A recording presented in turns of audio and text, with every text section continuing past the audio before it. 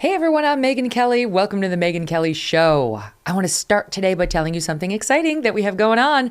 This Friday, I'm going to be sending out the very first edition of my new weekly conversation with you. I'm calling it the American News Minute, because what's annoying to me is when you click on these things and you have to work so hard to find the news and you have like an hour later.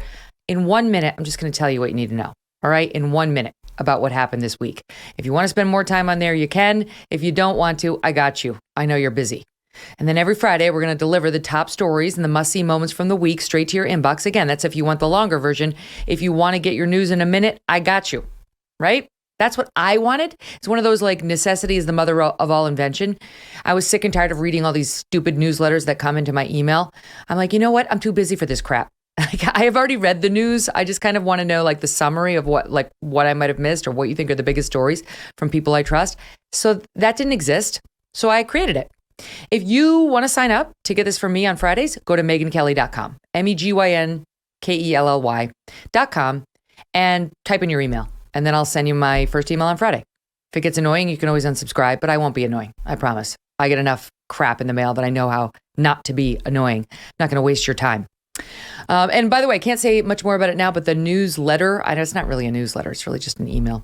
It's just the start of some exciting things to come. If we have a relationship over there at megynkelly.com, that's going to bring us very close to one another. Not in a creepy stalker-esque way, hopefully. Again, go to megynkelly.com, type in your email address, and keep an eye on your inbox this Friday for the first American News Minute. And then you can comment and tell me whether I have lived up to my promise. Rest and relaxation are two things we all need, right? But many of us struggle to make time for ourselves. You work hard, you deserve to relax. Now is the time to buy a Michael Phelps swim spa by Master Spas. And I mean, it is really the time. Master Spas is hosting its biggest sale ever. Save $2,000 on a swim spa, $2,000 I say, and you transform your backyard into an oasis in which you can rest anytime you want to. Michael Phelps Swim Spas by Master Spas combine the benefits of a pool with the therapy of a hot tub. They come in a variety of sizes that will complement almost any yard, even if it's a teeny tiny backyard. And since it is heated, you can use it year-round in any climate, so you will get your money's worth. The Global Swim Spas sales event is right now through September 18th. Not going to last forever. Time is ticking. Save $2,000 on a Michael Phelps Swim Spa or $1,000 on a Master Spas hot tub. A portion of sales on top of all these other reasons to buy, will benefit the Tunnel to Towers Foundation, which honors America's first responders, veterans, and their families by providing mortgage-free homes.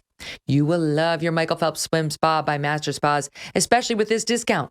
Go to masterspas.com, put in the promo code MK to save $2,000 on a Michael Phelps Swim Spa or $1,000 on a Master Spas hot tub. Now's the time. Masterspas.com, promo code MK.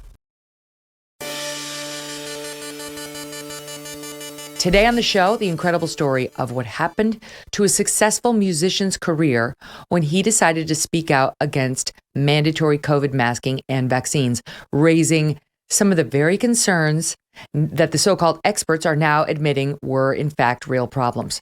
But he basically got canceled and his career ruined over this. His name is Joseph Arthur, and he has played alongside names like Peter Gabriel and REM's Michael Stipe. His songs have been featured in Hollywood films and sung by bands like Coldplay. However, he refused to toe the line. So he's going to be here to talk about what that cost him and whether it was worth it. But my first guest today is somebody who you know very well. And he's also someone who knows exactly what it's like to take on controversial positions and never back down. Nigel Farage is here. He helped lead Britain's exit from the European Union, dubbed Brexit, as you know. Since leaving politics, at least sort of, one of his focuses has been growing the conservative movement, not just in the UK, but also here in the United States, recently telling a group of young people, if America falls, we all fall. Nigel Farage now hosts his own show, hugely successful, called Farage, on Britain's great GB News, which is just an amazing place to spend some time. You would absolutely love it if you watch it on YouTube or elsewhere. He joins me now. Nigel, so nice to meet you. Thanks for coming on. Megyn, absolute pleasure to come on. Normally, we'd be talking hard politics and saving Western civilization, which is really my mission post-Brexit, because I see the English-speaking world, whether it's Canada, America, New Zealand, Australia, the UK, I see the same problems. I see Marxism that has infiltrated our universities, and I could go on. But of course, I'm not wearing a black tie for nothing, because we are going through an extraordinary, historic, moving, but incredibly sad week here in the UK. Yeah, I know. It's been something to watch.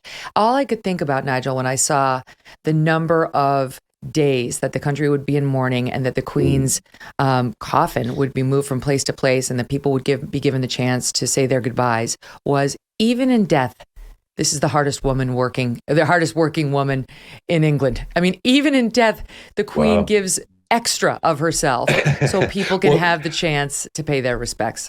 Well, think about it. This time last week, Tuesday of last week, Boris Johnson went in to see her to tender his resignation as Prime Minister. And then Liz Truss went into the room and the Queen invited Liz Truss to become our next Prime Minister. There was a photograph taken of her shaking Liz Truss's hand. She had a big smile on her face, but she looked weaker than we've seen her at any point before. 3 months ago at the Platinum Jubilee, she came onto the balcony at Buckingham Palace. We knew she was old, but it's a really funny thing. Despite her age, I was convinced she was immortal. I honestly didn't think this day was going to come. I just imagined she'd go on forever and ever. So there she was a week ago doing her duty. And then 2 days later, last Thursday, at about 12:15, there was a statement that the Queen was under medical supervision. And as soon as I heard that, I literally felt sick to the bottom of my stomach because I knew what it meant. And I can't tell you the outpouring of emotion, people saying to me, I never thought I'd feel like this. But of course, not only has she been there for the whole of our lives, you've got to be over 75 to remember a time when Elizabeth wasn't our Queen. But there's something else about her that is very, very special, in my opinion. What she represented in terms of values: honesty, decency, morality, Christianity, devotion, self-sacrifice, and service. And I do think that as what we call the greatest generation, that World War II generation of men and women, as they disappear in number from this earth, I worry that we're losing something very, very special in terms of what people stand for. Oh, I couldn't agree with you more on many fronts. As I was saying to Dan Wooten last week, one of the fronts is for womankind. We don't have a queen in America. Obviously, we don't want one, or we would not be America. But we don't have a female leader like the Queen, universally respected. We've never had a female president. She's more powerful than any female role model or leader that we've ever had in America. And she did it almost perfectly. I mean, you could make the case she did it perfectly. 70 years, not a single hint of scandal ever. Now, her children may be somewhat different, but let's talk about the Queen. Right. No scandal, never put a foot wrong, played the role of a constitutional monarch, did it in an exemplary style. And through this, she became the most famous person in the world. And I would argue the most respected and perhaps even loved person in the world. Didn't matter where you went, anywhere, any continent, the Queen, if you said the Queen, everyone knew exactly who you were talking about. So for our country, the loss it's huge. King Charles, well, God save the king. We wish him well, but she's a very, very difficult act to follow. And you say, well, of course, America would never want a constitutional monarchy. I understand that. There was a slight disagreement with a fellow called George III. And America, which of course was the first Brexit, if you think about it, America leaves the British Empire, goes on to become the most successful country in the world. And yet I find most Americans I meet and talk to are fascinated by the British royal family. Yes, absolutely. Well, we have a link to it, of course, in our history, somehow in our constitutional DNA. There's an imprint there, and people have strong feelings about it. Now, we were not Queen Elizabeth's subjects, but so many millions of Americans were her admirers for some of the reasons that you just listed. And I was thinking about it, we're talking about it with my team, because I do think she represented a dignity and a power amongst women, a quiet dignity and class that is leaving us bit by bit as we turn to narcissism and selfie culture and absurd representations of women wherever we turn. One of the things I mentioned last week was I won't get into the details of the song, but this song by Cardi B and Megyn Thee Stallion called WAP. You can Google it. It's very dirty. It's filthy. And to take it to the next level, Hillary Clinton, okay, the only female presidential candidate, Democratic nominee that we've ever had, decides to comment on this because she's trying to launch a new digital series with her daughter. And instead of saying, there are certain things that I think cross over when it comes to class, when it comes to representation and role modeling for young girls, she decides to pretend that she's an embracer of it, which I don't believe. I think she's just pandering. But here's a little bit of what she said as she gushed over this song, Sat 2. Chelsea follows rap music. She has ever since she was a little girl. But I kind of came to awareness of you with the Cardi B WAP. I've always wanted to do a song with Cardi. As soon as she sent me the song, I think I sent it back to her like the next day. And it was just so exciting. The men, they seem so confident in what they're saying, and they don't have no problem with talking about their sexuality and how they're gonna have sex with you. So I was like, well, I could do that, and it's gonna sound fire coming from a woman. It's great to see women be so kind of fierce. That is my life's mission, to make sure that I'm always unapologetically me.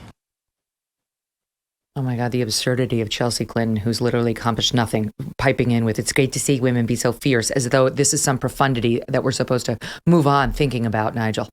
Well, it's absolutely ludicrous. And it's interesting, isn't it? I mean, we are a very old country, and yet we've been very lucky. We had Queen Elizabeth I, who saw off the Spanish Armada and kept our independence. We had Queen Victoria, who reigned for 60 years and oversaw the expansion of the British Empire, which I know it's not fashionable to talk about these days, but hey, she made us into the world's leading superpower.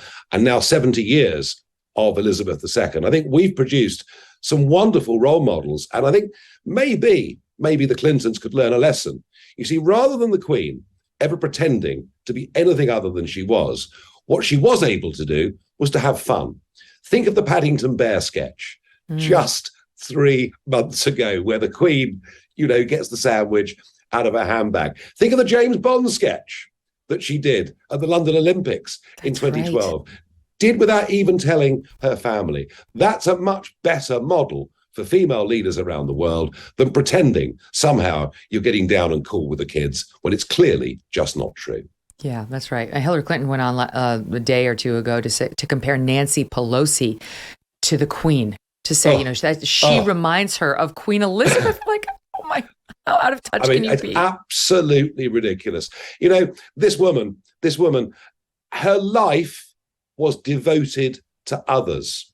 It was one of incredible, massive self-sacrifice. She spread kindness and joy wherever she went. She traveled the world in a way that no global leader has ever done in history.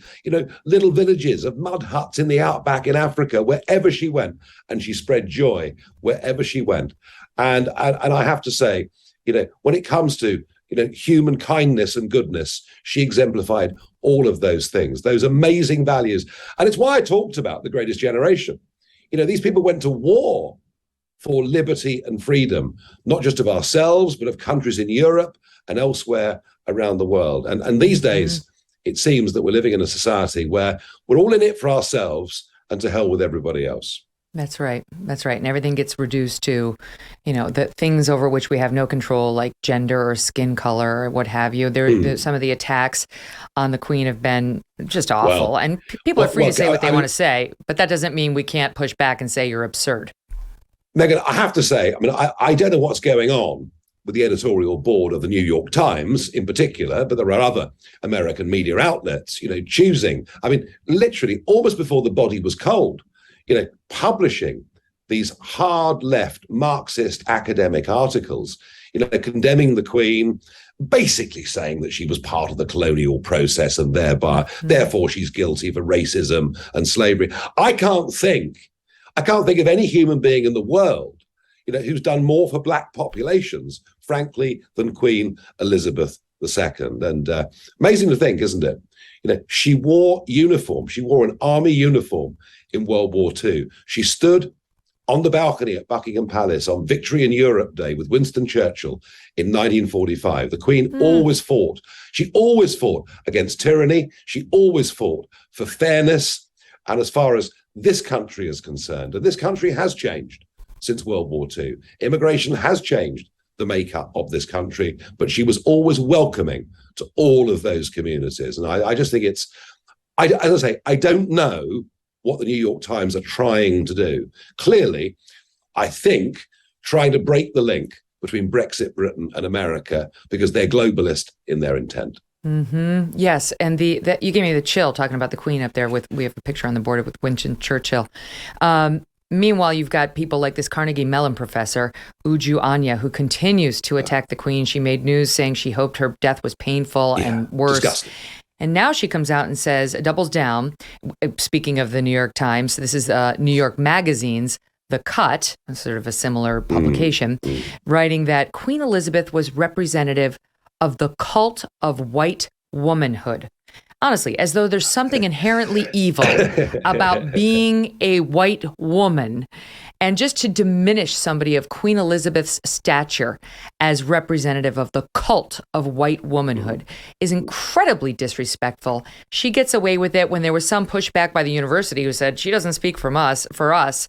Students at the university writing a letter in support of her, criticizing the university's response. Hundreds of current and former students, and of course you're going to be used to this kind of language, Nigel, saying, "We reject calls for civility that are frequently leveraged against the marginalized to silence dissent. We express our solidarity with Dr. Anya and reject the tone policing of those with legitimate grievances." Well, I mean, do you know what? In some ways, we can't blame these young people. In some ways, they have been indoctrinated through our public education systems from a very early age. And if you think about it, actually, the Marxists have managed to march through the institutions in a very, very successful manner. What perhaps we should be doing, Megyn, is blaming conservatives for allowing it to happen and for not standing up more stridently for the values that we believe in. And I do see this right across the Western world, so-called conservatives in government that allow all this sort of thing to happen without ever lifting a finger to stop it. So weak-kneed. It makes you really want to be not associated with any party. That's how I am over here in America, because I look at these people saying, I'm not putting your jersey on my chest privately. Certainly as a journalist, I had never have. But privately, I don't want the association. And the Republicans over here are only figuring out in small groups how to fight. Somebody like Ron DeSantis, how to fight, how not to bend the knee to these folks whose approval they've sought so desperately for decades now, and they've just lost. Yeah, absolutely. There are examples like Ron DeSantis. But I mean, the reason I broke away from the British Conservative Party almost exactly 30 years ago was because they'd given up on being conservative. They'd given up on the concept of a nation state. They'd given up on us being independent. I have to say, what a marvelous moment that was yesterday. King Charles III walks in to the 900-year-old Westminster Hall, to the assembled sitting of the House of Commons and the House of Lords, the king in Parliament. Literally, that was sovereignty. It represented everything I fought for. And the Conservatives fought me. The British Conservatives fought me for half a century until they realized it was inevitable, and then they went with it. And you see this in Australia, you see it amongst the rhinos, you see it all over the world. Conservatives that frankly just aren't conservative. They're far more like metropolitan liberals. And yet, outside the beltways, in the middle of our countries, there is still a clear, settled majority for common sense. Ordinary folk don't talk about pregnant people. They talk about pregnant women. I mean, that's just the way that it is. And yet conservatives have been so scared of criticism by mainstream media, so scared of the hate mobs on Twitter and elsewhere that they backed away and allowed so much of this to go wrong. So we need robust, committed conservatives across the Western world, people who believe that our civilization is founded on Judeo-Christian principles, people who believe in free speech, freedom of association, and people who understand that if you say something that causes offense, provided it's not insightful, then that actually is how free speech works. And it's what generations that went before us actually fought for. And I think our Queen understood those things perfectly. So before we move on from the royal family, because I do want to talk to you about how to fight, you could write a treatise on it. A quick question about the Harry and Meghan, because Tom Bauer, who's, barn burner of a book about the royal family, and was #1 everywhere, he was on with our mutual friend Dan Wooten talking about Harry's autobiography, which is slated for release, I guess now this November. And according to Dan and others, the royal family does not want to see the publication of this book. They fear and believe that it's going to be very negative about the royal family. And now, given the fact that the Queen just died, the timing is far from ideal. So Bowers goes on with Dan during GB News's royal coverage, and here's what happened. In the end, it's down to whether Harry and Meghan are prepared to apologise to Kate and William. My suspicion is, I'm convinced they won't apologise. Even worse, I'm told tonight that Harry is insisting that his book is published in November. You're kidding. Absolutely, it's absolutely astonishing. He's insisting. Apparently the publishers are not too certain, but he says that if they don't publish, he will breach a contract. That's what I'm told. And it's extraordinary because I think that's pretty, on the other hand, it fits the bill because Harry and Meghan's finances depend entirely on the book and on Netflix. And also, I think they're convinced they're in the right and they want to get their own back. And I think that part of the problem getting them to come out on that walk yesterday was very much because they can't decide whether they should appear or not. After all, they didn't plan to be here for a funeral. They thought they were coming for just a visit to promote themselves. They've been caught up in it. What do you make of that, Nigel? If he comes out with this book. Tom Bauer is the biographer of our times, written the most incredible books about members of the royal family, about big business figures, political figures, Boris Johnson, Richard Branson, you name it. I'm very pleased that it wasn't him, but somebody else that wrote a big biography about me, because Tom Bauer is really good at putting his finger on those personality flaws. And by the way, we all have them, of course. We all have them. So would Harry go ahead with this book? Well, think about this. When the Oprah Winfrey interview happened, right, Harry and Meghan knew that his grandfather was at death's door. They knew that Philip was not going to make his 100th birthday, and that was only 10 weeks away, and they still went ahead with the interview. This trip to the UK, they came here this time.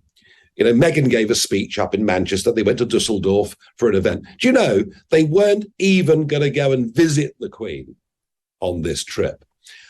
And I thought Charles's words in the King's speech were very interesting. He talked about Kate, or Catherine, as we're now branding her, and William as the new Prince and Princess of Wales. But when he referred to Harry and Meghan, he didn't call them the Duke and Duchess of Sussex. No. He talked about my love for Harry, Meghan, and their family, who are now building their new life overseas. This is what King Charles III said. And I read into that, you're living on the west coast of America. We want nothing to do with you. Please stay there. Interesting. Well, I did think it was interesting that Meghan comes over. She goes out there to sort of shake the hands of people. And let's be honest about it. Meghan and Harry made the Queen's last 2 years much more difficult than they needed to be. I mean, there's something galling about seeing them glad-handing with the mourners when name me somebody else who caused more agita to the poor Queen in her last 2 years of life than those two. Right? I mean, it's just... It was so disrespectful. It was so wrong in every way. But I tell you what's interesting. the Queen's body is going to arrive, Queen's coffin will arrive at Buckingham Palace in about 2.5 hours' time. Okay. And there will be a military detachment, of course. There will be the King and the Queen Consort. There will be the Prince and Princess of Wales, but the Duke and Duchess of Sussex will not be there. And what this tells you, through the words that King Charles used, through the very fact they will not be there to meet the Queen's body as it arrives in Buckingham Palace, and goodness me, what a somber emotional moment that's going to be in 2.5 hours. But the fact they're not there tells you everything. The firm, as the royal family have known, have effectively excommunicated them because they know Harry will go ahead with this book, do it to make money, and do his best, not just to damage the monarchy and his own father and brother, but he'll do it because he wants to damn the United Kingdom, the British around the world. I've never seen such disloyalty in all of my life. Quite what Meghan's done to him, how it's come to this, I simply don't know. She was glad-handing with the mourners the other day, and it made news that a few of them refused to shake her hand. You can see it in the video. A couple of women just looked down or didn't extend the hand. And now you've got Meghan's followers on Twitter. And we're showing the video for the people who watch us on YouTube. The woman putting on her sunglasses avoids Meghan. Then there's a woman in a dark blue shirt with gray hair who clearly does not want to shake her hand. And now you've got all these people on Twitter accusing these women, wait for it, of racism. That they're racists because they... Do you know what? Aren't we getting slightly bored with all this? Yes. I mean, the use of this word. I mean, we should stop do you know what? We should stop even worrying about it. It's become utterly meaningless. It's a substitute for any form of engagement or intelligent debate. And I think we've got to just stop worrying about all these attacks. They mean nothing. Mm-hmm. What do you make of the Oprah thing? Because I will say Oprah weighed in on Meghan and Harry today. I mean, she was in on ground zero of the racism accusation Meghan and Harry launched against the royal family. And now Oprah's calling for sort of a healing moment. We have the soundbite in an interview she gave to Extra. It's soundbite 1. We lost another trailblazer this week, the Queen. Of course, and you sat down with Meghan and Harry. We're seeing the 4 of them together now in London. Is there a hope out there that in some way her passing would be a way to unify the family, maybe heal some wounds? Well, this is what I think. I think in all families, my father passed recently this summer. And when all families come together for a common ceremony, the ritual of, burying your dead, there's an opportunity for peacemaking. Yeah. And hopefully there will be that. Yeah. Well, that is true, of course. Yes, I mean, there's barely a family on the planet where someone's not speaking to someone. I mean, that's just the way families. Well, it's true, isn't it? Very true. And then we all come together. It's the uncle's funeral or whatever it is, and we all come together, and it is an opportunity for rapprochement to be made. And there was a minor rapprochement when William reached out, and they went out, as you say, in Windsor and looked at the flowers and met some of the mourners there. But it has no long-term future if he's going to go ahead with this book. So, Oprah, sorry, I'm not with you at all. And can I just say also, she must be the worst interviewer on the planet. The idea that Oprah Winfrey is this big genius. Well, so what happened with that interview was, of course, the first half of it was with Meghan.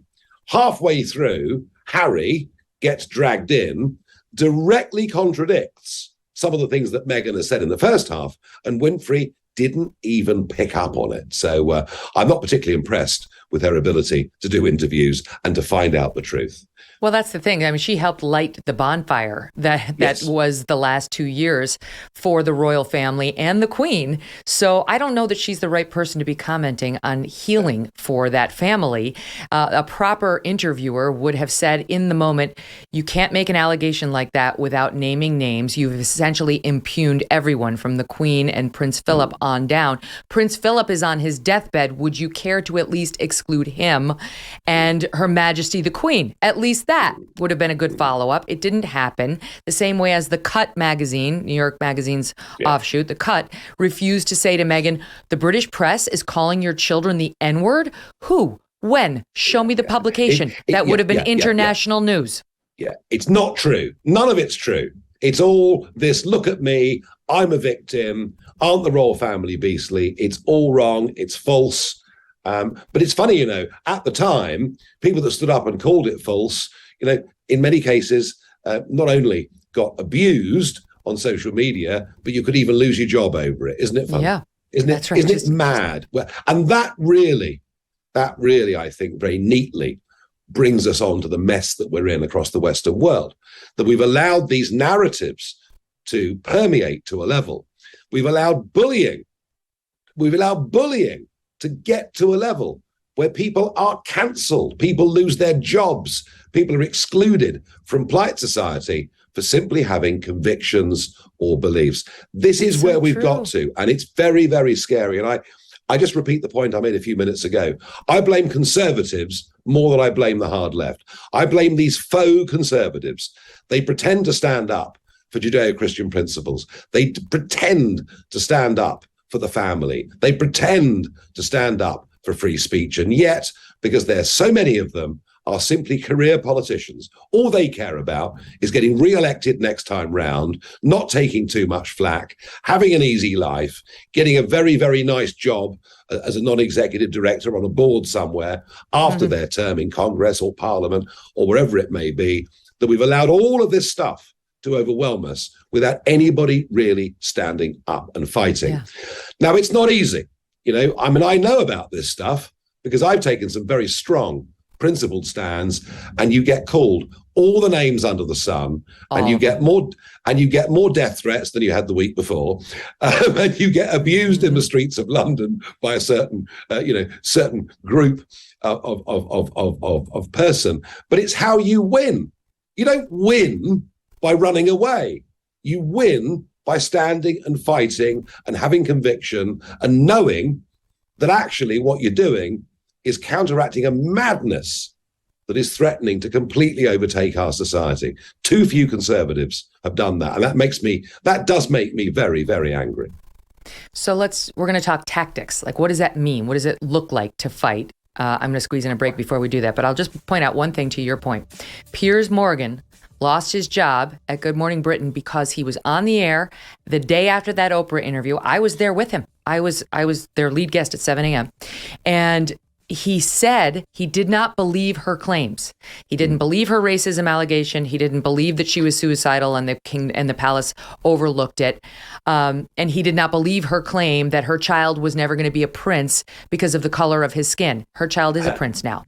And the weatherman is the one who drove Piers up the wall that day because he kept looking at Piers. Again, I was there and via satellite and saying, but that's her truth. That's her truth. And Piers had it. That's what forced him to walk off because he then attacked Piers personally and said, you've got a personal beef with her rather than accepting his professional criticisms. And ultimately, Piers was forced to either apologize or leave his position, and he chose the latter. He's doing fine. But to your point, these narratives they've been allowed to get away with them, whether it's Meghan and Harry or the established left. Absolutely. On the previous narrative that took hold, Piers was on completely the wrong side, which was Black Lives Matter. And unless COVID. If Piers was in charge, we'd all still be locked down, I think. But I mean, BLM was astonishing. Within 24 hours of the death of George Floyd, there were police officers taking the knee in London. Again, you see, lack of leadership. Here was an organization committed to destroying the police force. It begins with defunding. It then means total replacement. And yet, that narrative took hold. And I was cancelled. I was cancelled over BLM. I was cancelled from a very successful radio show. Do you know what I did? I read out the Black Lives Matter website on air. Mm-hmm. Right. Cancelled Listen for that. Yourself. I wasn't even giving an opinion. I was just telling you telling the people what the organization stood for. So, but you've always been fearless, Nigel. That's the thing that's so interesting about you. I look back at your history well before the cancellation brigade was out there and coming for you. It seems like you've always been fearless. Now I read in your bio, because I'm getting to know you better, there actually is a point in your life where that switch was turned on. None of us wants to go through this same experience, but that's as good a place as any for me to squeeze in my commercial break, come back with Nigel on that moment and how to fight in 2 minutes. Don't miss us. Really enjoying this exchange. You tired of feeling like someone's always watching you on the internet? Maybe advertisers know a little bit too much about you, or you're concerned about the privacy of your identity. Using incognito mode will not solve the problem either. Ipvanishvpn is here to protect your right to privacy and to help you stay anonymous online. Ipvanish helps you safely browse the internet without exposing your private details to third parties like hackers, your ISP, or advertisers who are spying on you. When you use Ipvanish, all of your data is encrypted. That means your private details, your passwords, your communications, your browsing history, and much, much more will be completely shielded from falling into the wrong hands. Even your physical location will be hidden. Ipvanish is offering an incredible 70% off their yearly plan for our listeners with a 30-day money-back guarantee. That's like getting 9 months for free. Ipvanish is super easy to use. All you have to do is tap one button and you are instantly protected. Take your privacy back today with a brand rated 4.6 out of 5 on Trustpilot. Go to ipvanish.com/Megyn and use that promo code MEGYN to claim your 70% savings. That's ipvanish.com/Megyn. There was a moment in 2010 that was a before and after moment for you as a human and as an advocate. Tell us about it. Well, I'd already, in the 1980s, been through cancer as a young man and a massive road traffic accident that I was lucky to survive. But in 2010, the really big one came, which was being in a light aircraft that had lost power and control and crashed. And it was all pretty dramatic stuff. I was trapped in the wreckage. There were 2 of us on the plane. I was trapped in the wreckage, covered in fuel oil, thinking, well, I've survived the impact. But we're probably going to, I can see the picture now. I'd rather not see it, to be honest with you. Sorry, we have it up for the YouTube audience. I know. It's not something I look at.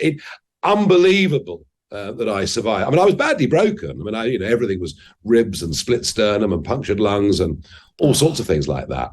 But hey, you know what? I'm here. I'm alive. I'm healthy. The pilot's not here. And this is the way life can be. So I, ever since 2010, have taken the view that I really shouldn't be here. And because of that, you really have to treat life as a bonus. You value what life is quite a lot more, I think, than I did before. And you know something?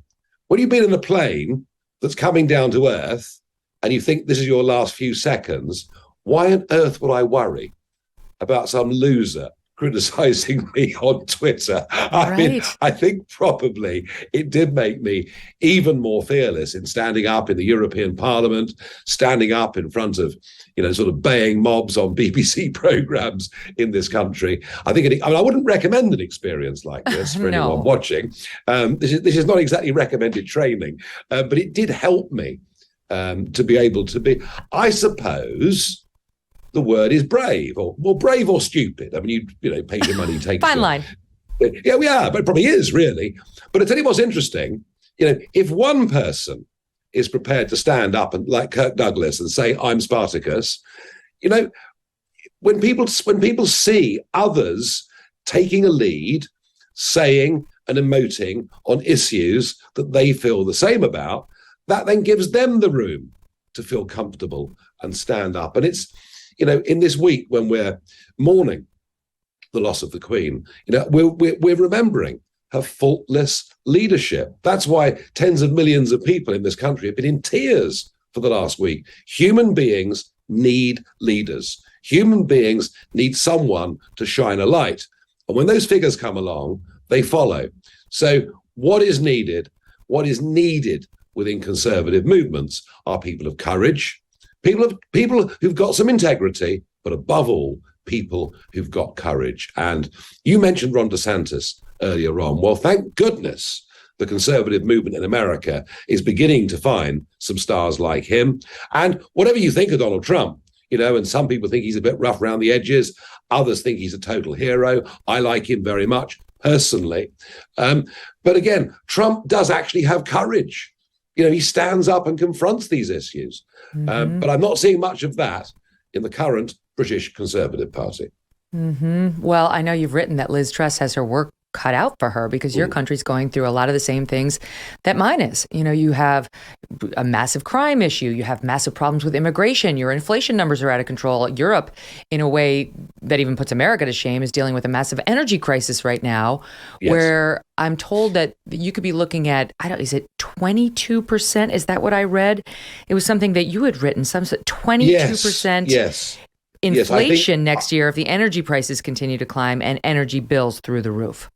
Yeah, 22% inflation is a real possibility. Wow. In fact, Liz Truss was giving her first major speech as Prime Minister when a piece of paper was delivered into the House of Commons explaining the Queen's health predicament. So we didn't really get all of that debate. Now, if Truss does what she does, it may help in the short term to bring those inflation rates down. But please, anybody watching or listening to this in America, learn a lesson. Europe and the United Kingdom have willfully and deliberately decided they do not want to be energy self-sufficient. No. We're going green. We're going to be the good guys. We're going to save the world. Never mind that China is building 80 gigantic new coal-fired power stations every year. Never mind that the UK produces less than 1% of global CO2. No, we are going to make sure that our consumer bills are loaded with big subsidy, which we can give to multinational corporations. They can then pay it on to Chinese companies manufacturing wind turbines, and we can call ourselves the savior of the world. And oh dear, something's gone wrong. And the lights may now go out in February. It is complete and utter madness. If renewable technology works, fine, but it shouldn't have government subsidy. It should operate and work in the free market. And if you rely on intermittent energy too much, you leave yourselves in a very, very vulnerable position. And this was Boris Johnson. Blair started all this 20 years ago, but Boris Johnson's biggest single policy failure is through his net zero target. He encouraged manufacturing jobs to leave the country and for us to import lots of our energy. And that says, look, we've cut our CO2 output. It is completely insane. And Trump did put America in the right place on energy.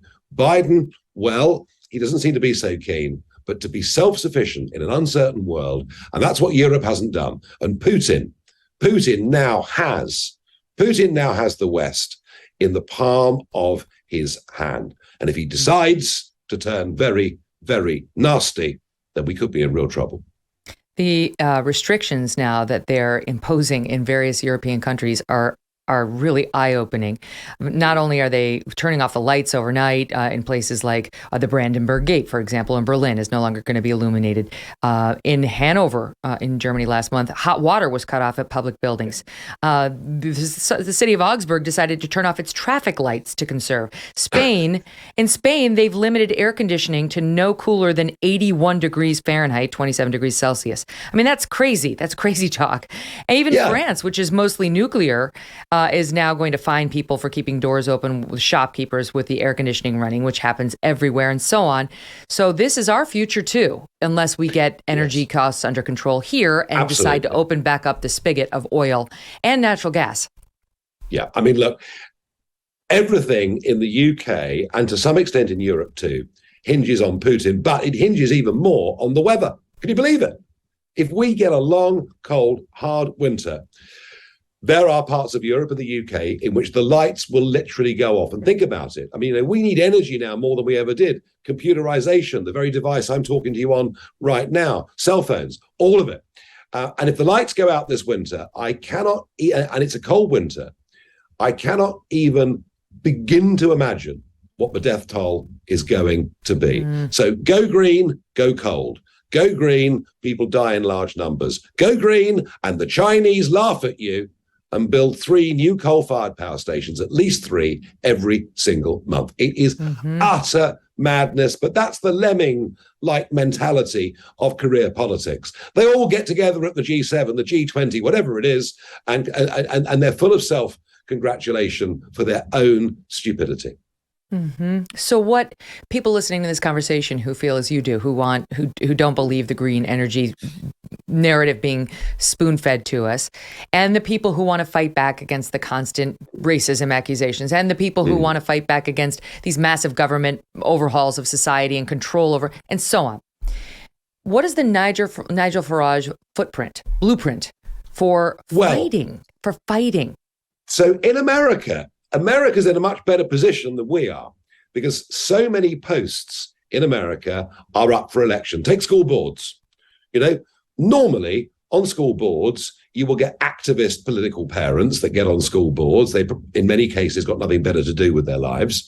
But the ordinary parents who are busy with their jobs and everything else in the past haven't. There's evidence in parts of America, I saw some in Texas myself, where just good, ordinary, decent people say, right, we will not have our kids taught that America's a disgusting, shameful country with a horrible past. We're actually quite proud of what our forebears did when they came here and built this amazing country. So you can stand for school boards. You also in America have an open primary system, which gives you the opportunity to vote for your candidates that are going up for public office. So I do think in the States, there's a lot you can do to make sure you get the right people and people of courage.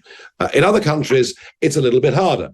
Here, it's a little bit harder because we don't have an open primary system, which is why, I can't run to be leader of the Conservative Party. For example, we don't have that kind of system.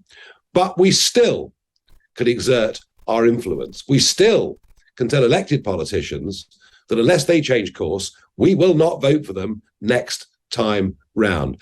And so it's interesting that, and Brexit is an example of this.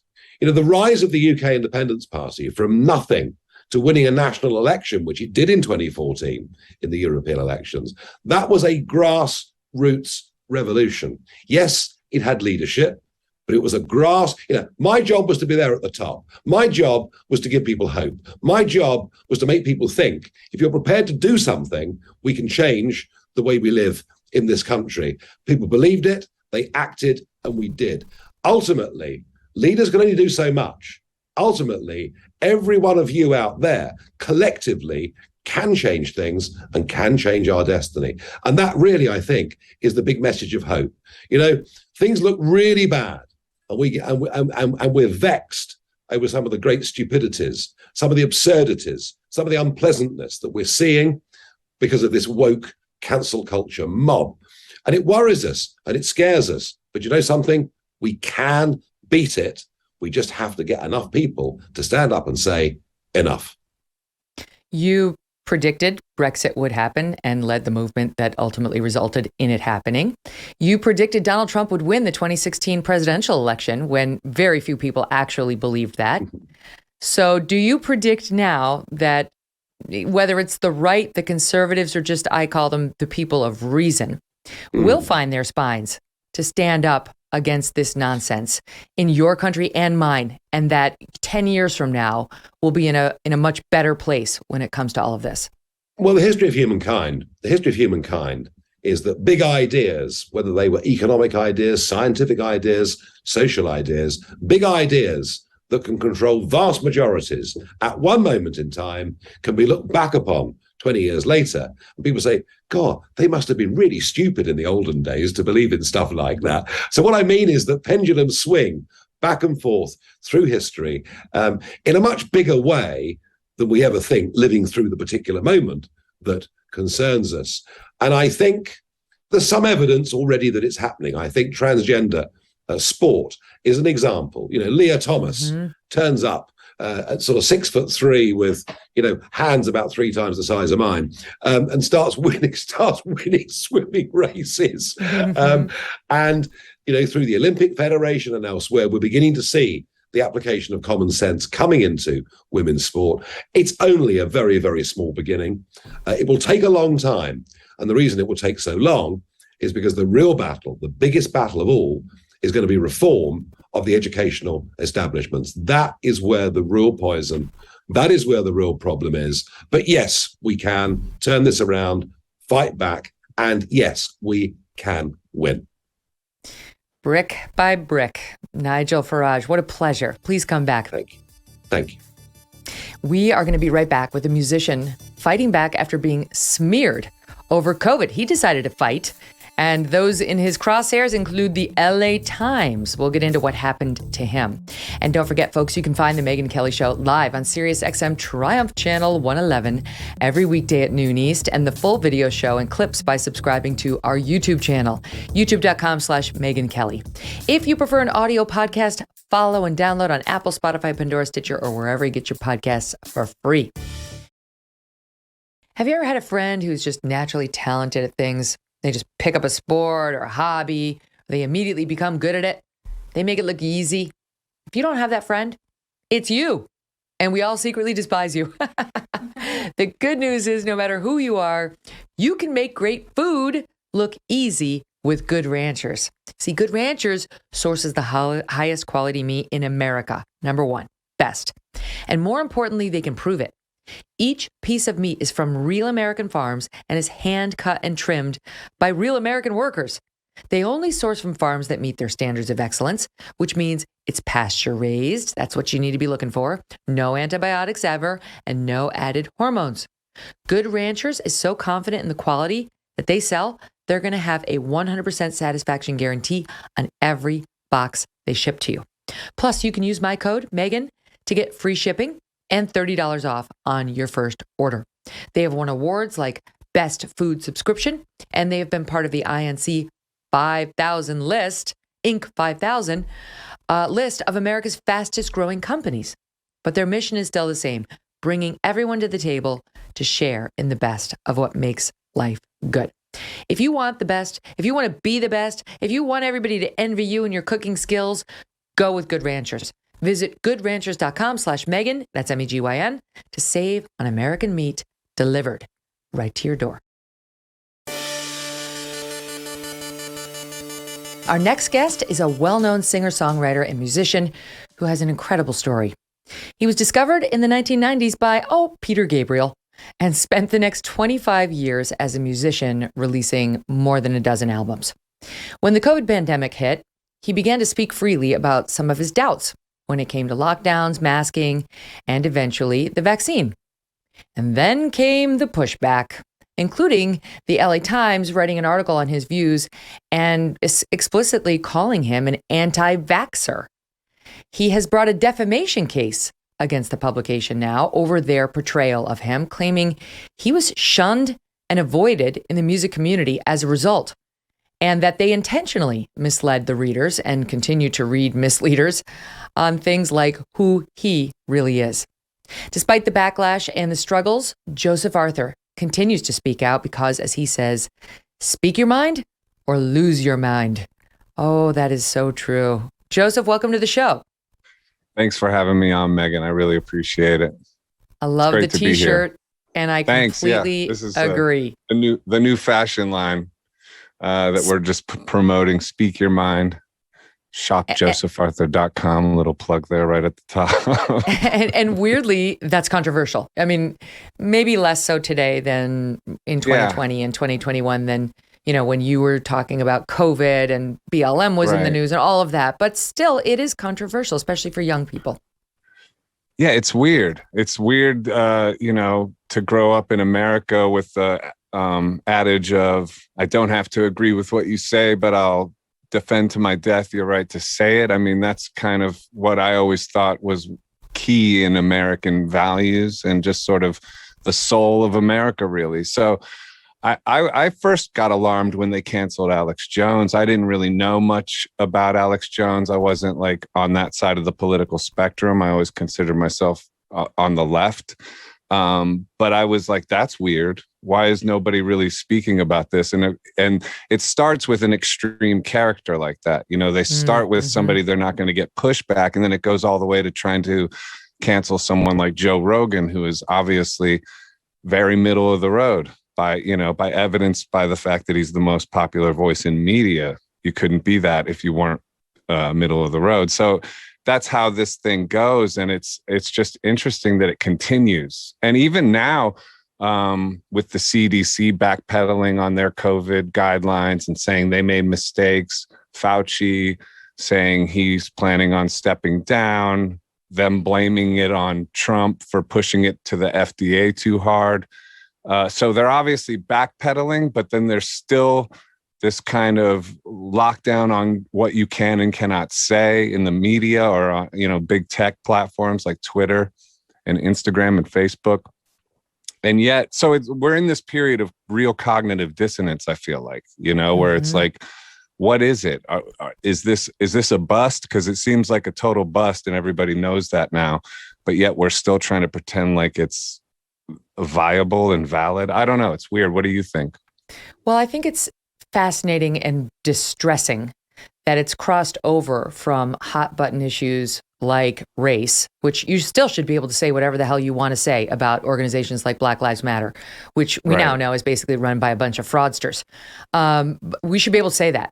And it shouldn't be a cancelable offense. And you'd be able to push back on, the growing change when it comes to identity politics and how, why is it okay to discriminate against Asians suddenly in the college setting? We had Vivek Ramaswamy on yesterday talking about his new book. So fine, so now Asians are at the bottom of the identity totem pole. You can crap all over them just as long as you're elevating somebody who happens to have a different color skin. That's absurd.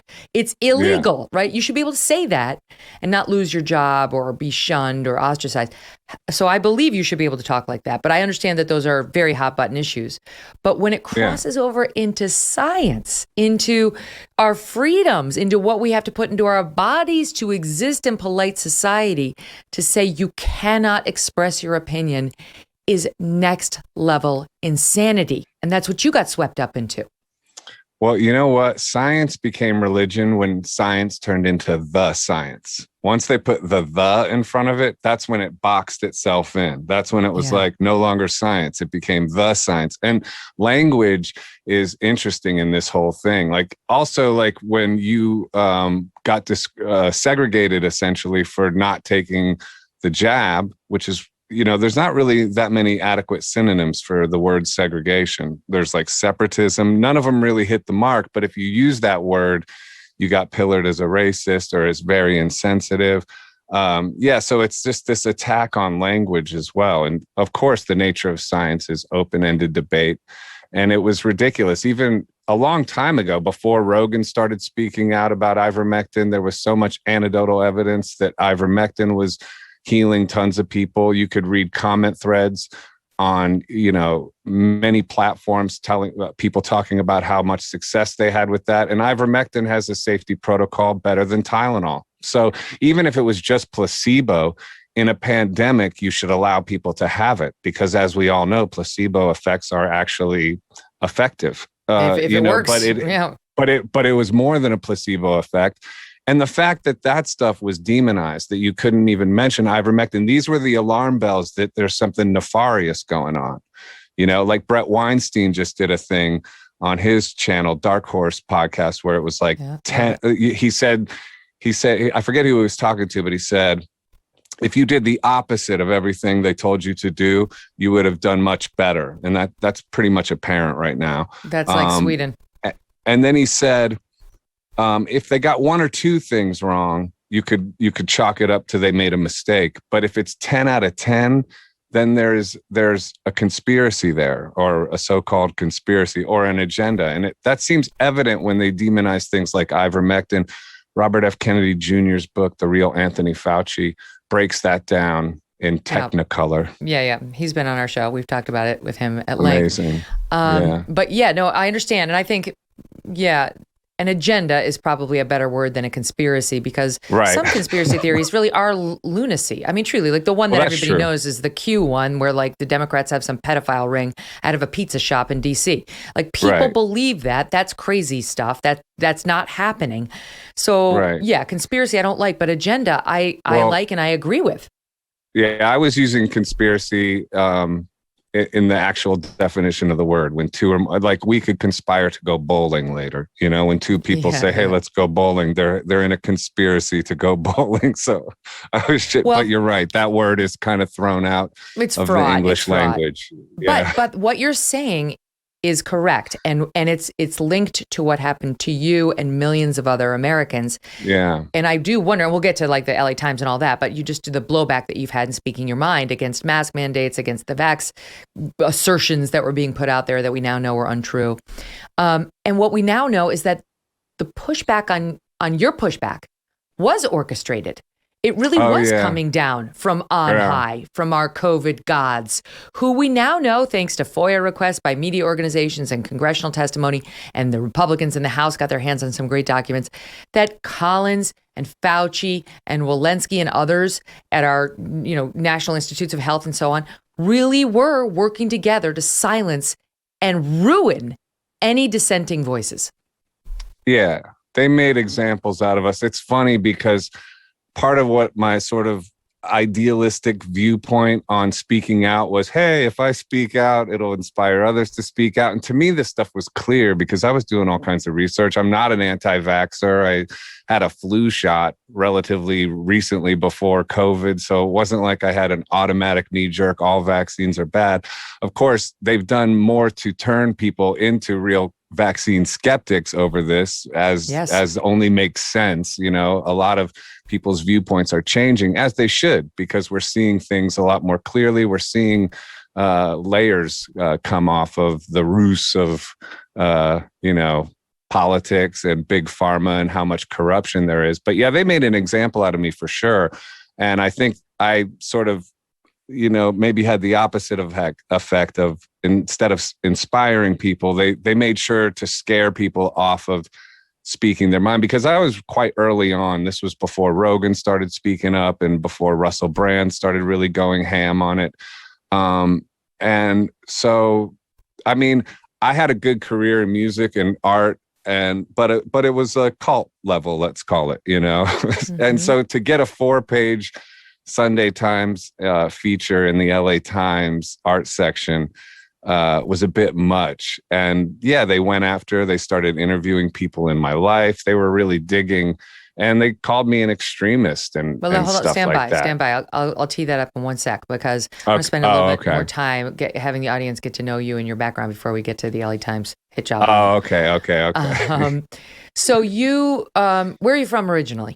Ohio. That's why I'm a revolutionary, because all the best revolutionaries come from Ohio. That's like my producer, Canadian Debbie. She's from Ohio. She was like lighting off pipe bombs when she was a kid. She loves exactly. When I mention that. We were bored. All we could do was acid and listen to Led Zeppelin. Sorry, Debbie, am I allowed to say that? You never disclosed that to me.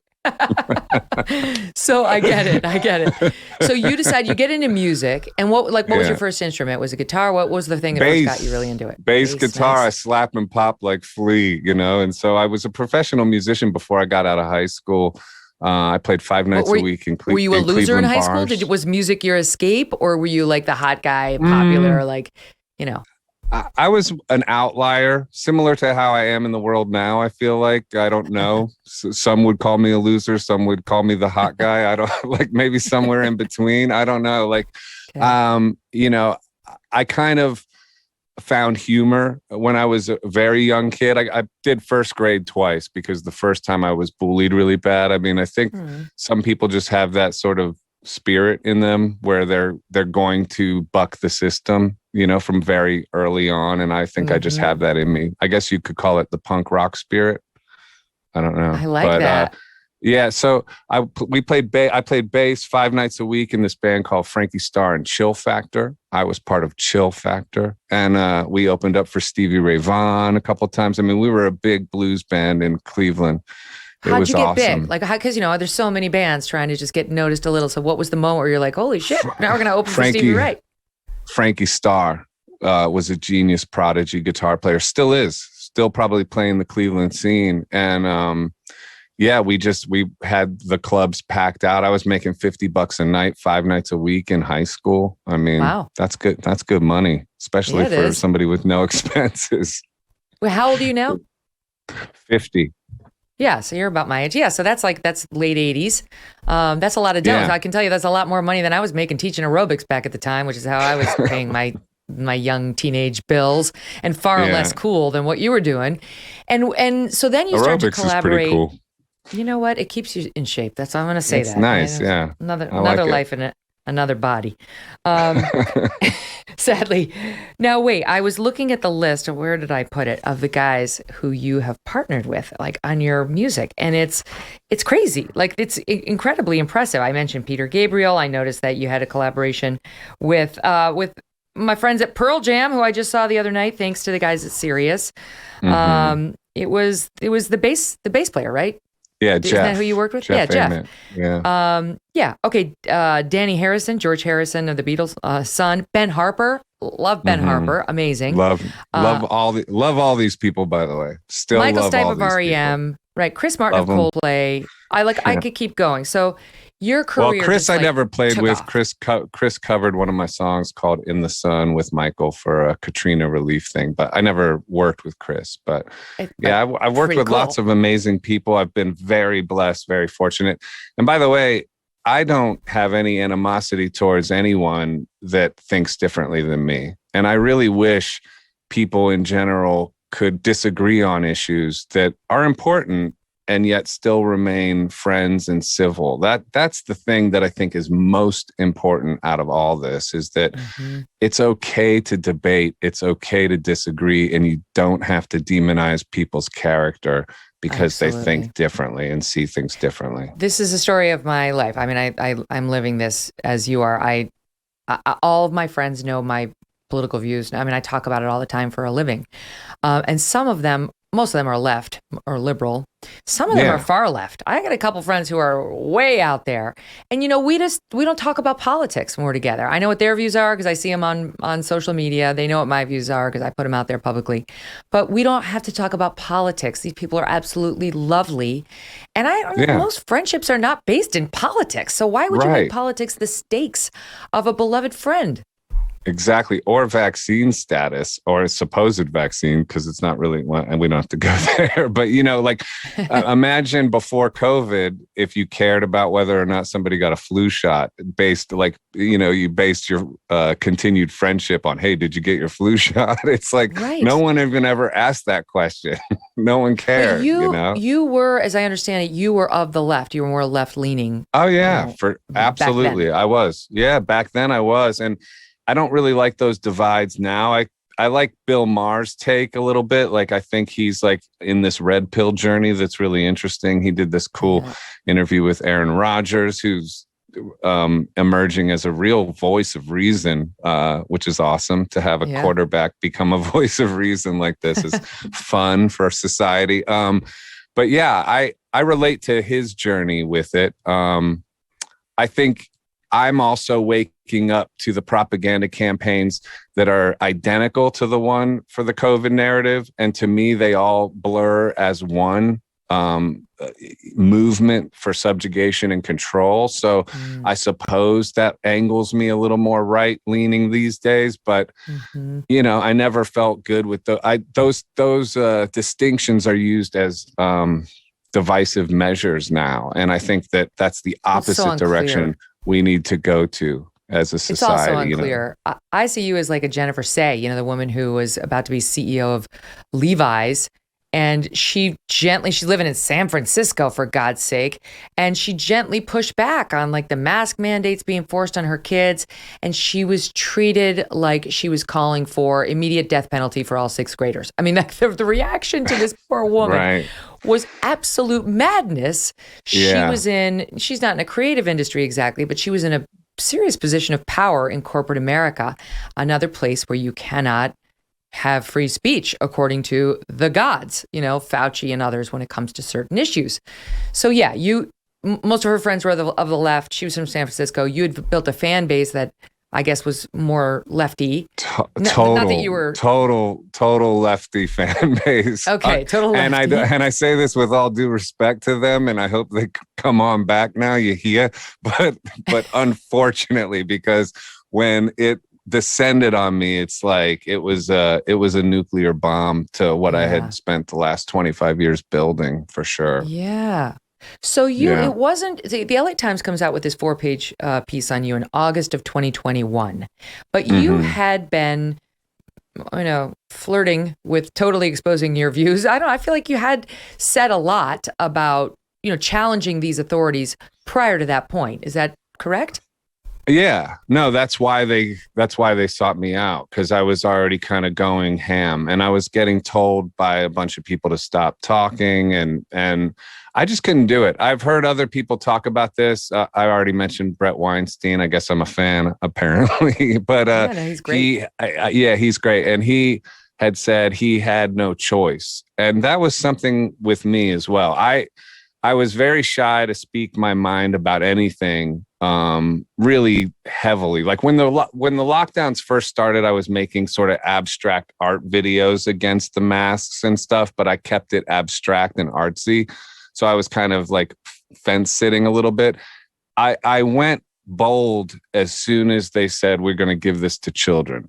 That's when I was like, that's when whatever was in me that demanded I speak up, really demand I speak up. And that's when I said, there's no reason to give this to kids. This is experimental. Kids have a very, very low chance of anything horrific happening to them as a result of this, if any chance. This doesn't make sense. This is not rational at all. This makes no sense. And I thought I would get some support with that because it was about the kids. And I wasn't ducking under the kids. It really was because I just love children, I think as most people do, and they're innocent. They need to be protected. And so I just felt a moral imperative at that moment that I couldn't stifle anymore. You were so naive. You were just walking into the lion's den. Like, the lion's going to take care of me. The lion will love me. Yeah, I'll be fine. No, I was as naive as you can be. I blame that on Ohio as well. You need to spend more time with Debbie. On Facebook, this is April 2020. And I feel you, Joseph. I got to say, I was in Montana with my family during that part of the pandemic when we were doing the real lockdown. Beautiful place. Beautiful place awesome. In the world. And I remember a guy came over because our heater broke and he had to come fix the heater at our place out there. And he came in wearing a mask. And I'm like, you don't need that thing on your face. And he goes, oh, thank God. And we just had a laugh about, the absurdity because people are like, oh, it was already turning into like your duty, your sign to the world. Mm-hmm. So you, according to what I'm reading, were already in the same place. The first couple of weeks of the pandemic, of course, we're all like, what's happening? All right, we'll try it and we'll do our part.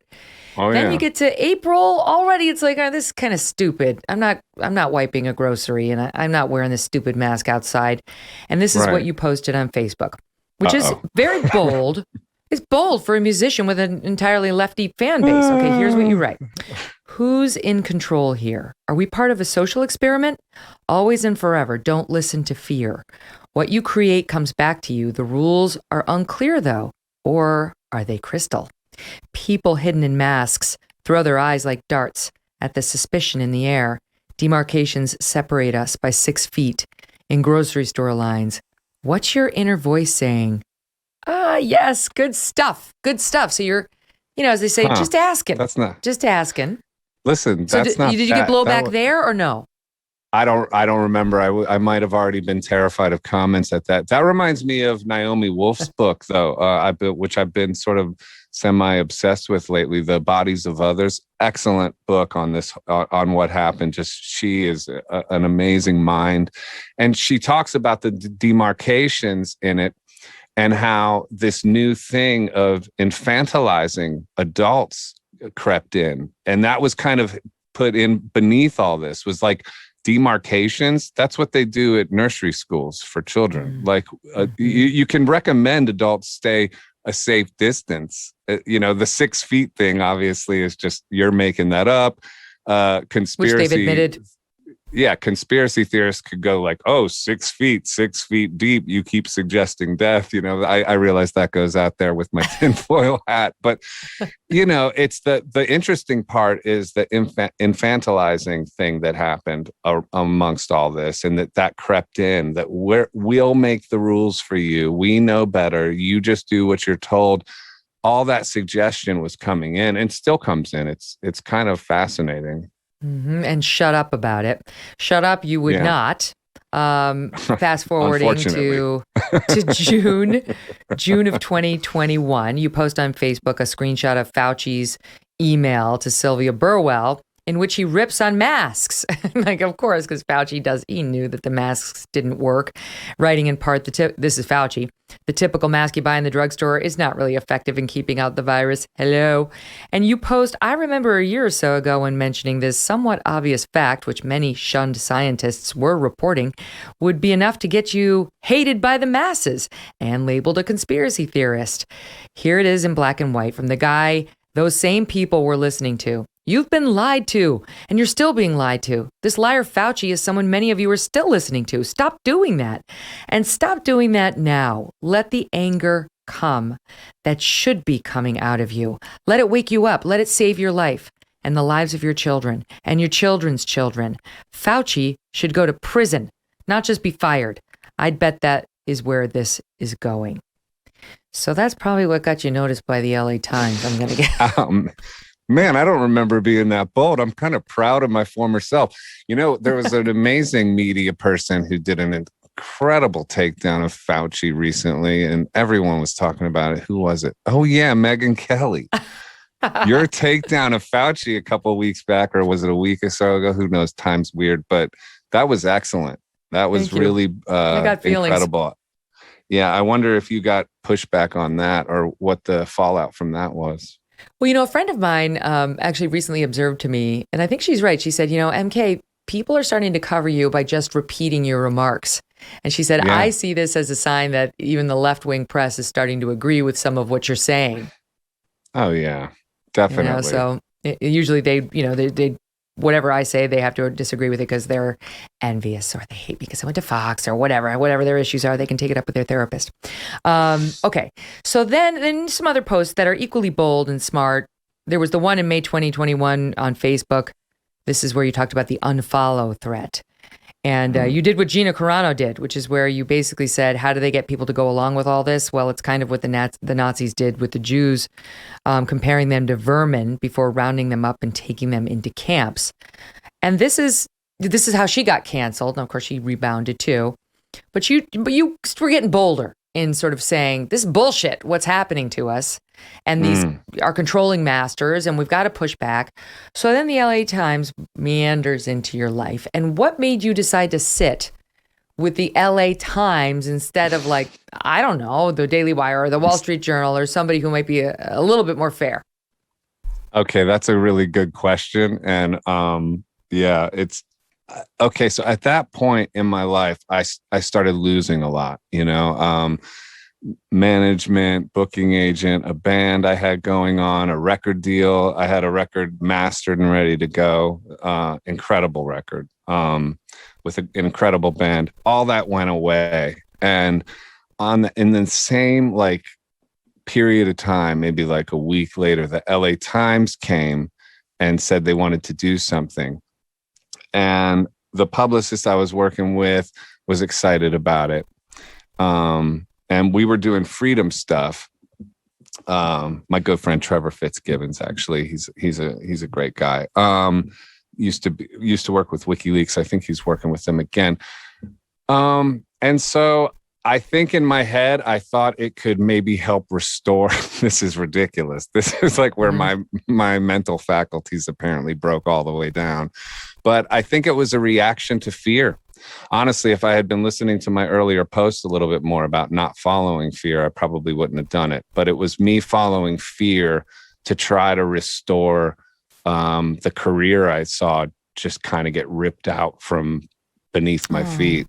Honestly, that's the reason. And I trusted the writer. I talked to him. He seems like a good guy. And honestly, I don't, who knows who you know, a lot of this stuff gets put down in editing with what they do. So the way they frame it, you know. Yeah, I do know. Yeah, you learn over time. You learn over time. You live and you learn.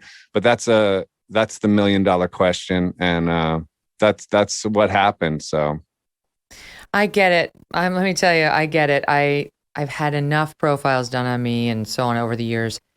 I now trust almost no one. I had a hard time coming on this show, honestly. Like the post sort of traumatic stress of it, like just a big media.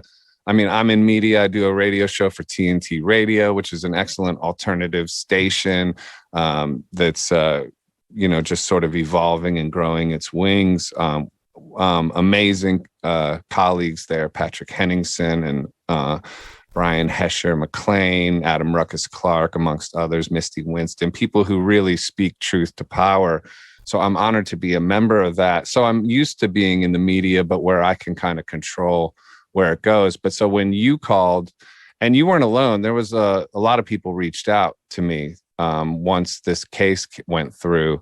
But this is the only media I've done for it so far. And it's just because I trusted that it wouldn't be a hatchet piece. But yeah, it's hard to trust after something like that happens, for sure. Very much. Well, thank you for trusting us with it. And I'm sure we'll live up to it. It's wrong what they did to you, and not just the LA Times. You know, the smearing of you as some sort of weird conspiracy theorist or dark, you know, in the Times piece, there's some quote friend talking about you like as a dark addict. I mean, they really tried to get you. And instead of being, you know, your path back, it was supposed to be, I think, the last nail in the coffin. But as you know, you can only be canceled if you let them cancel you, and you've refused. So wait, stand by. That's a good point to squeeze in a quick break. And then we'll pick it up with what happened when you sat with the LA Times and how Joseph Arthur is fighting back. What a delightful man. I love the show today. I hope you're feeling the same. Stand by for more with Joseph. If there is anyone who is in the sun, will you help me to understand? 'Cause I've been caught in between all I wish for and all I need. Or maybe you're not even sure what it's for any more than me. May God's love be with you always. May God's love be with you always. May God's love be with you. So beautiful. So beautiful. Thank you so much. That's the song In the Sun by our guest, Joseph Arthur. You're listening to The Megyn Kelly Show. And what a radical you were even back then with lyrics like, May God's love be with you. I mean, that may be the most radical thing you've done. Absolutely. Yeah. I used to, I've gone into, I identify as a Christian now. At that point, I didn't, but I used to like saying, bringing God into songs because of it being sort of a radical thing that I was aware of that with Sad, but true. Know? That's the song also that Coldplay covered after Hurricane Katrina. You've had amazing successes. So all of that winds up in the place we are now, which is you sit down with the LA Times and they write this article about you. And the headline is as follows: Joseph Arthur, the path from acclaimed artist to anti-vaxxer. As if those two things are even mutually exclusive, as if anti-vaxxer is a dirty word in and of itself necessarily, but they clearly are using it to disparage. And the problem that you say with this is it's actually untrue. Anti-vaxxer is not true. And in fact, you had discussions with the reporter about that very thing. So tell us what happened. Yeah. Well, yeah, he asked me specifically if I was an anti-vaxxer. And at that point, it was already the worst thing you could be called in the world. It meant the most insane human being of all time that, is beneath human consideration. So, of course, I answered, no, I'm not an anti-vaxxer, which I'm not. Anyone who's done a little bit of research on the COVID injections, and I try not to call them vaccines because they're really not. Again, it goes to language and redefining words. It's not a vaccine in the traditional sense. It's not like taking a little dead piece of the virus, a piece that can barely affect you, injecting it into you to, excite your innate immune system to fight against it. That makes total sense. That's vaccines. That I understand. I believe in that tech. But this is something totally different. This is a medical technology. It's experimental. So I answered truthfully. I said, no, I'm not an anti-vaxxer. I am very concerned with this untested new technology that has no long-term safety testing behind it and seems to be a part of some kind of strange agenda. Where they're demonizing things that make no sense to demonize, where they've taken away people's rights in ways we've never seen before, where they've infantilized us to points that are absurd, and where they've shut down the conversation. It's alarming when you can't talk about something. That's when it becomes alarming. So yeah, I just answered, no, I'm not anti-vaxxer. And I texted the journalist right after the article came out, and I said, dude, you asked me that directly. I answered directly that I'm not, and yet it's the headline that I am. What's up? And he just responded, hey, they do that in editing. I didn't do that. So I even have that text response from him, which is kind of interesting. That won't save them. That won't save them. Exactly. It's like he admits it, that it's like not true, so yeah. And by the way, the editors didn't talk to you. So how do they know? No, their source of the reporting is him. So they made it up. That's basically what he's saying. Oh, they made it up. Yeah, of course. Yeah, absolutely. 100% they made that up. So just to give the audience the flavor, they clearly, and the thing is dripping with disdain. The Brooklyn-based Arthur, 49, because you were living in Brooklyn at the time, believes that a coordinated effort is afoot. End times type of stuff, he calls it. By pharmaceutical companies. Oh my. Yeah.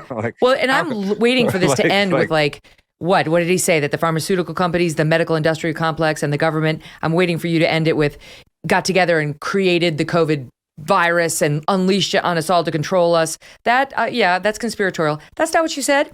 You said that a coordinated effort by those folks to silence those like him who are questioning the science. Yes, behind the vaccines. That's exactly what we know they actually have done. We've seen proof of that, but they spin it in a way that makes you sound like a loon. And they go on to say, Arthur's gone so far as to use the term segregation, which we touched on a minute ago, while discussing the blowback that he's go received. Look up what's it called? Go look up a simile for segregation. Is it simile or no? What's the word I used before? A synonym. Sorry. Yeah, a synonym. Go look up one. There's not really an adequate one. There's separatists. I've looked it up because I got a lot of pushback over the time. It's like we have to be able to use words to describe things. You can't just take language. I'm not saying it was worse than the segregation that happened amongst the races. Of course not. It's not a value judgment like that. It's just describing something. If you segregate people, you're segregating them. It sometimes happens because of what's worse, race, obviously, but it also happened recently amongst the vaxxers and the anti-vaxxers, or the supposed, using their wording. But like my last 6 months in New York, we relocated to Arizona, but my last 6 months in New York, I couldn't go to a coffee shop. I couldn't go to yoga studios. I couldn't go to restaurants. I couldn't go to anywhere. I had art shows, which I couldn't even go into. I had paintings hanging in places I could not go. Because you didn't have the vax. Right. So, what's the word that describes that when you do that to a wide range of the population? There's only one word that really does it. Anyway, not to belabor that point, but it's just. No, I get it. So then they go and they find somebody who chooses to remain unidentified. Anonymous for this piece. Anonymous sourcing like this is very controversial. So people know in modern day journalism, it's becoming more and more ubiquitous. And it didn't used to be done like this. It used to, maybe you give somebody anonymity and a peace if they're leaking the Pentagon Papers to you, if they're leaking something that's very obviously going to endanger them or get them fired if they release, not just because they want to smear somebody and don't want their name attached. That's what this person did to you. That's what the LA Times allowed this person to do to you. In the following, Arthur's always been an extremist in his actions, notes one former member of Arthur's music team who declined to be identified to protect their friendship. Okay. He's an addict, right? So he was either a full-on addict or full-on clean and very preachy. This is part of the extremes that he struggles with.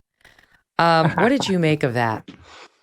Well, listen, it's, there's truth to some of that stuff. Like I'm a sober person. I have dealt with addiction. When I do get into exercise and fitness, I do get extreme about it. Like when I get into research about COVID and wild stuff, I get kind of way deep into that. That's how I became so educated on it. So, I mean, in a way, yeah, the way they're framing that is a big smear, but also, that kind of quality in a person isn't always so bad when they guide it in the right way. Now, they would say me talking about physical fitness and what I'm doing online is preachy. You could look at it that way, and maybe that's true. Or you could look at it like I'm trying to inspire other people to have a better life. That's the way I frame it in myself. It's all kind of a projection as to the person, from the person perceiving it. That's what we've learned in social media as well. If you think about it, this whole thing has been propagated by the fact that people, a lot of people don't have purpose in their life, or they're struggling for purpose. We all are, that's nothing horrible to say. And so in lieu of purpose, you can throw in all these divisive propaganda campaigns and people will jump into them. It's like if you have a God-sized hole, the darkness will flood in, but social media made people addicted to likes and addicted to approval. And me too. I mean, like there's no, I'm no different. So what that's done though is locked people into silence because they're so afraid of social shame. If you think about it, the root of all this is social shame. The fear of social shame is so extreme that people, that meme, the best meme of the year is I support the current thing, and that's really kind of what social shame has done to people. It's neutered them. But the thing is, if you speak your mind, if you raise your voice, your soul expands that way. You evolve into a different being. Your soul's evolution is dependent on you speaking your mind. If you don't speak your mind, you annihilate yourself. So you're doing the job of the people that want you silenced for them, So to that smear... smear, I would just say guilty as charged. That's your perception of it. I'm proud to be sober. The only addictions I have now are caffeine and nicotine, these darn nicotine things. I don't smoke, but apparently nicotine helps with COVID anyway. But that's it. So, and I do work out a lot. I went on a run today, right before the Megyn Kelly show, barefoot in the park. Go ground yourself. Go on a run. Does that make me preachy? To some, it would. To others, they'd go, doing a lot "Hey, that's a good idea. Let's go on a run." So there you go. Well, no, I just wanted to follow up and say to your point about like the void, that people are trying to fill by affiliating with these extreme views. I mean, I think their views are extreme, right? That you're some sort of terrorist if you have questions about the vax. If you're a vax questioner, you're a VQ. You know how it's like LGBTQ now. I used to think Q was queer, but then somebody high up in one of these, GLAAD, I can't remember who it was, but was telling me it stands for questioning. I'm like, questioning doesn't get a letter. Anyway, if you're a VQer, they think you're extreme. I think they're extreme. We had a guest on the show last week named Nicholas Carderas who was saying we have a crisis of emptiness right now. That's what we have. Well, there you go. That's crisis it. of emptiness. That's how they've ushered this whole thing in. And that's why more and more people are like turning to God and stuff like that, because that's a direct reaction to the fact that evil is revealing itself, you know? And that's the other thing that you did a show the other day. Maybe it was a couple days ago. I tuned in, and they were framing this whole thing as a spiritual war. And that kind of rhetoric is making its rounds on big media formats now too. And that's unusual. And that's true though. We're seeing, I think it was Roland Martin. We were talking about Roland Martin, who went on MSNBC and was saying it's war. So we're seeing evil. The other side's evil. See evil, then what's the other side? The other side is true too. The other thing is, everything I said a year or so ago or more, it's kind of the mainstream narrative on all this now. That's 100%. The funny thing. Nothing I said. It's just. But let me jump in with this, because we have a short time left, and I have to get to what you did. So unlike most people, including yours truly, when I see terrible shit written about me, but I'm a public figure who can never be defamed. You actually said, I'm going to do something about this. I've been defamed. I'm not an anti-vaxxer. I understand that is used as a slur, a smear, and you hired a good lawyer and you're suing them. So what do you hope to get out of your defamation case against the LA Times? Honestly, I hope to do what my original intention was to help motivate other people to speak their mind. That's really what's important. I think if everyone spoke their mind and really said what was on their mind and hearts, that all this sort of agenda to control us and on it goes would disappear in a heartbeat. We're already seeing that. We're already seeing it kind of fall away, in the sort of nefarious implementations of control fall by the wayside. But more and more people just need to speak up. You know, there shouldn't be all this censorship. And so hopefully it'll be a symbol of fighting back, and ultimately how you will prevail if you raise your voice. This is the theme of the show today. Speak your mind. He's showing us his T-shirt. This is what Nigel Farage was saying too. You know, fight. I agree. You have to. And if you really want to be inspired on what not fighting looks like, on what keeping your head down and your mouth shut looks like and feels like, you got to listen to Douglas Murray. The first time he ever came on the show, we got into it. It was the interview kept going and going. He's one of my very favorite commentators on earth. And with the British accent, there's something extra to it, you know, like dying in your bed. Now I'm doing Braveheart, but this day, right? Would you give all the days from this day to that? Okay, that's Braveheart, but it's sort of like that. Freedom! And that's his point. Like, great. You'll have made it through life without anybody smacking you, without anybody criticizing you or saying the mean things. How's that going to feel? Like your soul is dead. Enjoy. Yeah. Well, can you imagine living through this whole thing and just keeping to yourself and keeping quiet while all this is going down, while everything that's going down in our world is happening? I mean, I feel free and liberated to really keep speaking my mind, and I do.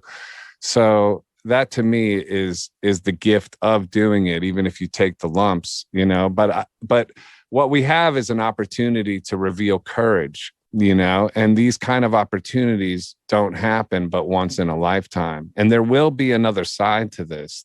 We will get to the other side of this, and this war will be over, and you'll be living with what you did or did not do. And so you have to think about those things. So what was it bad? I mean, quickly, when the LA Times piece hit, did you lose even more of your fan base? Oh, yeah. Yeah, like I had gigs booked, which, you know, and I had already, you know, like I said, lost a band and this other thing that was about to be kind of a big deal. But I still had my solo gigs, a couple of those booked, and some clubs where normally they would roll out this sort of proverbial red carpet for me to a degree. Canceled straight away, everything. And then even when I got like a little independent record deal in Europe, I had people calling them and hassling them. I mean, they want to gut you and make sure you don't get back up on your feet. You stay gutted. Yeah. So what, now here we are more than a year later. Are people starting to come back to you? Are people starting to find Joseph Arthur? And by the way, how can my people do that if they want to listen to more of your music and support you? Well, I appreciate it. Go to josepharthur.com. We're releasing a song a week on Bandcamp. We've just started that campaign. So we're like 4 songs in. You can get Speak Your Mind merch at shopjosepharthur.com, which is our Shopify store. That's also linked at josepharthur.com. Sign up for our mailing list. Follow me on Twitter at Joseph Arthur, Instagram at Joseph_Arthur, and TNT Radio, led by Mike Ryan, who's an amazing broadcaster, and just that whole team there. They've given me a format, and I'm really grateful for them for giving me a place to speak my mind. And that's a great station that people should be checking out as well. You're going to find thank you, Megyn Kelly. You're going to find a whole new constituency that has your back, that doesn't give an F about staying within the proper coloring lines. In fact, they enjoy people who press the limits and stand for free speech. You're gonna see bit by bit, and you're going to wind up so much better off. All the best to you. So happy to be supporting you, and we'll continue to follow the case as well. And keep doing your great work, Megyn. It's amazing. I really appreciate the chat with you today. Likewise, Joseph. All the best to you. This is the part of the day where I usually go downstairs and have my lunch, some chicken and asparagus, but I can't today because why, Abby? Eat it! Stradivocate it. It's gone. And so am I. See you next time.